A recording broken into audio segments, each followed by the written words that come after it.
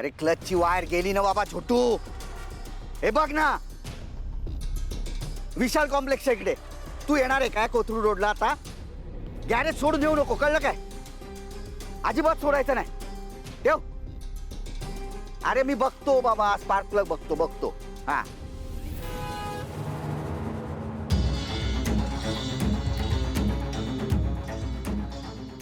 अख्ख्या शहराच्या गाड्या रिपेअर करणाऱ्या मेकॅनिकचीच गाडी बंद पडली. आता हिला रिपेअर कोण करणार? कोण ठेव. काय जेलमधनं कधी सुटलात? लवकर सोडलं पोलिसांनी तुम्हाला.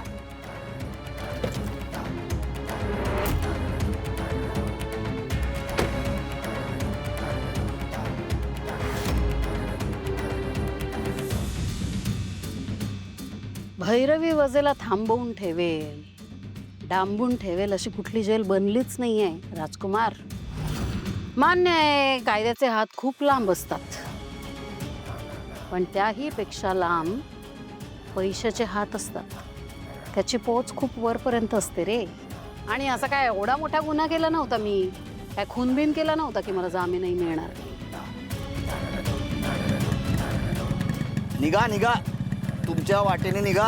हे बघ राजकुमार, तुझ्या मला ऐकू येतं, छान ऐकू येतं मला. सॉरी. हे बघ राजकुमार, जेलमधून बाहेर आल्या आल्या सगळ्यात पहिली घटना मला काय कळली ते तुझ्या आणि अमृतासोबत घडलेली दुःखद घटना. पोटचं मूल गमवायचं काय दुःख असतं ना, ते मी समजू शकते. माझ्या एकुलत्या एक मुलीला गमवलंय मी, तेव्हा तुमचं दुःख कळतंय मला. भैरवी, तारा जिवंत आहे, मेंदळ्यांच्या कुटुंबात सुखरूप आहे. आणि मला आणि अमृताला तुझ्या सिंपतीची काही एक गरज नाहीये, कळलं का? गरज नाही? उलट अशा वेळेलाच तर आपल्या माणसांची गरज असते राजकुमार. आहे मला तुझी गरज, खरंच तुझी गरज आहे. सांग. गाडी रिपेअर होत नाहीये, करून देते दुरुस्त, म्हणून म्हटलं मला तुझी अजिबात गरज नाही. समजू शकते तुझा हा राग रोष सगळं कळतंय. मी असं म्हणणार नाही राजकुमार की या दुःखातनं बाहेर पड, कारण दुःख डोंगरा एवढं आहे तुमचं. पण एवढं मात्र नक्की म्हणेन की जिने हे दुःख दिलंय ना तुला, तिला कधीच माफ करू नकोस. आणि हे विसरून तर कधीही जाऊ नकोस. अरे ही सावली आहे ना सावली, तुमच्या मेंदळे कुटुंबाला लागलेलं ग्रहण आहे, ग्रहण. हिच्या पायी म्हणजे हिला वाचवायला जर अमृता पुढे आली नसती ना, तर आज तुमचं बाळ तुझ्या हातात असतं रे.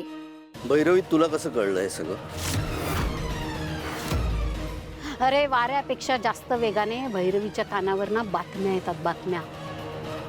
दुर्दैवाने ही बातमी आली माझ्यापर्यंत की सावलीला वाचवण्यासाठी अमृता पुढे आली आणि तिच्यासोबत हे अघटित घडून बसलं. आज तुझ्याकडे आणि अमृताकडे तुमचं बाळ नाहीये.